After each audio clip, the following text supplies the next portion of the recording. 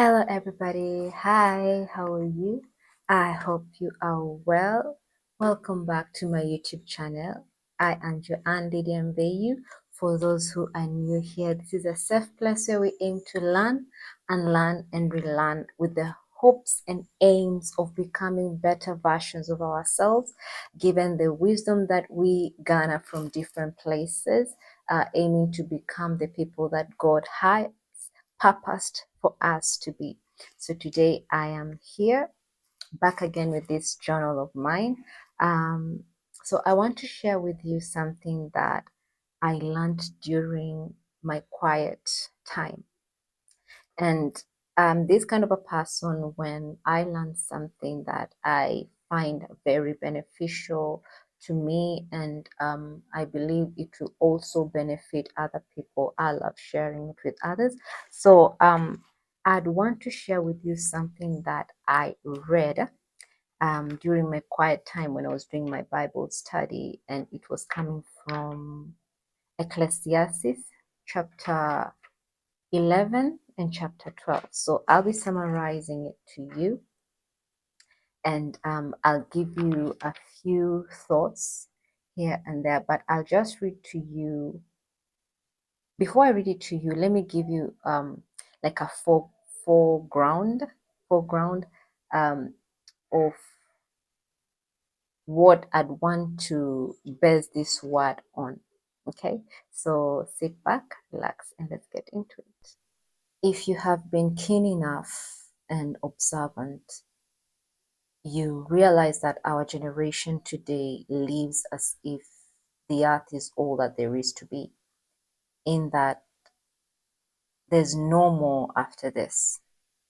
We forget that this is a transitionary stage, and one day this will all be gone, and we will have to stand before God and give an account of every single deed we made. And most of us forget that there is that face that is coming, and we live our lives with no regard to God. We live our lives not honoring the one who created us. And it's such a sad state of affair to see people wasting their lives, to see young people living recklessly, to see people living without the fear of God. It's just a sad state of life and affairs, a very sad state of affairs. And I won't lie to you, this really breaks my heart. It really, really does break my heart when I see people my age living just anyhow, forgetting that there is a day that you will stand before God and give an account of everything, of your life, bit by bit, what you did,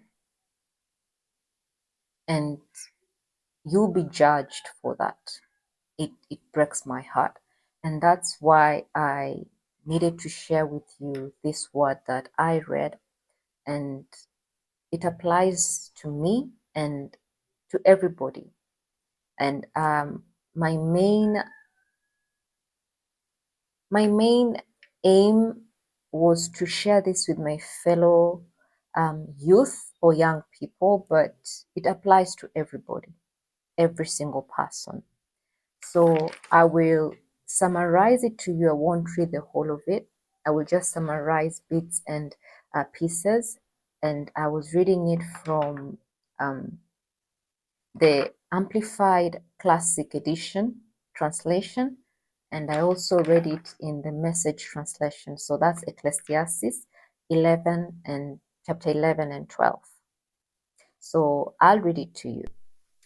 So it goes, "Rejoice, O young man, in your adolescence, and let your heart cheer you in the days of your full-grown youth, and walk in the ways of your heart and in the sight of your eyes.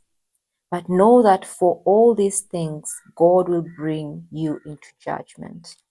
That's the Amplified Classic Edition that I read. So let me read the same verse in Message translation for better understanding. "You who are young, Make the most of your youth. Relish your youthful vigor. Follow the impulses of your heart. If something looks good to you, pursue it. But know also that not just anything goes. You have to answer to God for every last bit of it. So let's continue.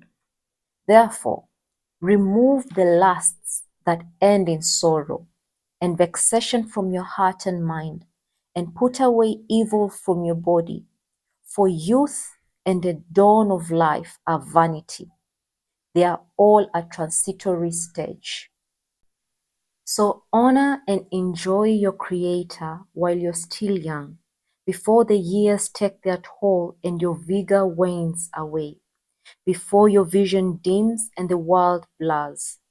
In your old age, your body no longer serves you so well.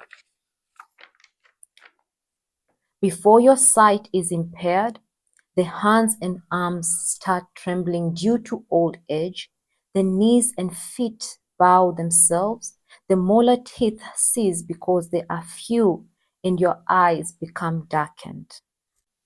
And your hair turns white, adorning a fragile and important body. Yes, you're well on your way to eternal rest, while your friends make plans for your funeral. Yes, life is lovely while it lasts, but soon it's over. Remember your Creator earnestly now before the cord of life is snapped and the circulatory system of your blood ceases to function. Life as we know it, precious and beautiful, it ends. The body is put back in the same ground it came from, and the spirit returns to God who first breathed it. All this is vanity. All has been heard, and the end of the matter is fear God, revere Him, and worship Him, knowing that He is God, and keep His commandments, for this is the full original purpose of man. It is man's root of character. It is man's foundation of all happiness and the whole duty of every man. Eventually, God will bring everything that we do out in the open and judge it according to its hidden intent, whether good or evil. So I will leave you with my final thoughts based on the word that we've read. And it's a plea and a word of advice to my fellow brothers and sisters, and even to myself, that God does not curtail you from living your life the way you want. The word says that live your life according to the desires of your heart and the way you see yourself that you'd want to live your life. But remember that one day you will stand before Him and give an account of every single thing you did. And you'll be judged for every single thing you did. And I also want you to remember that all this is vanity. And I'm not saying that you shouldn't go and acquire whatever it is that you want to acquire. Just a few days ago, we were discussing with my friends our dream cars. Live life to the fullest. Get whatever that you want to get. Don't limp through life or scamper through life. Live life to the fullest, but let it not be your main objective. Let not this life on earth be your main objective and feel like this will never end. Live your life on earth. Live it in a way that honors God, but let God be your main objective. Let living your life in a way that honors God be your main objective. That when you stand before Him, you'll be well pleased of how you lived your life on earth. That even when God judges every single thing you did, because the word says that He will judge every deed, evil and good, He will judge. You will hear His word saying Well done, my good and faithful servant. So my fellow youth, use your youth to serve God. Use your youth to live in a way that honors God. Don't wait till you're in your 50s and your 60s. That's when you'll be like, oh, okay, now I need to look for a church or I need to serve in the church. Your body will be wasting at that time. Your muscles wouldn't be the same way as you were in your youth. Your vision, by God's grace, if it's good, then good for you. Your teeth, if you would not have lost a couple of your teeth, then good for you. But don't wait till you're in your old age to start serving God. Use your youth, use your energy, the energy that you have today, that rigor, that vigor. Use it to serve God. Use your youth to serve God.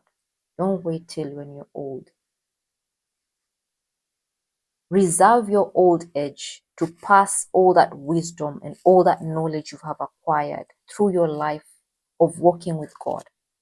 That knowledge and wisdom, now pass it to the younger people. Reserve that age, that old age, for passing down all the wisdom and all the knowledge that you have acquired.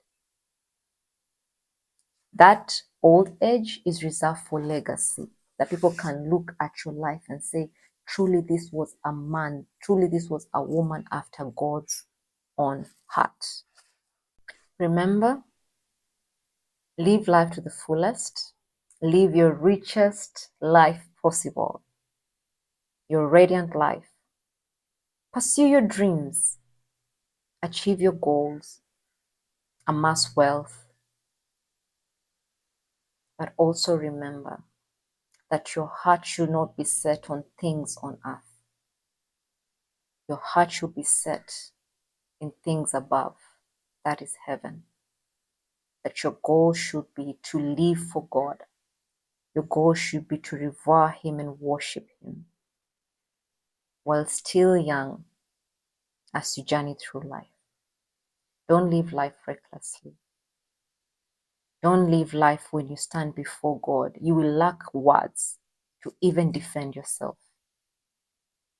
So that's it from me today. Take care, and I will see you in the next video. Bye.